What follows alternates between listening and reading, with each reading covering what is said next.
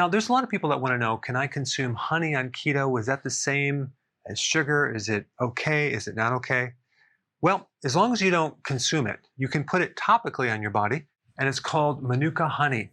And so Manuka honey is a very special type of honey. It generates its honey from the Manuka bush, but it's very different because it has a unique ingredient called methylglyoxal, MGO, which gives it an antibacterial effect. And so it's very good to put on your skin directly if there's wound healing or a burn or a sore, to not only prevent bacteria, but it also has properties that help regeneration. In fact, it's been approved by the FDA in 2007 for wound healing. It also has antiviral properties. It can act as an antibiotic because of its hydrogen peroxide. It's also anti-biofilm, so it's good for dental plaque.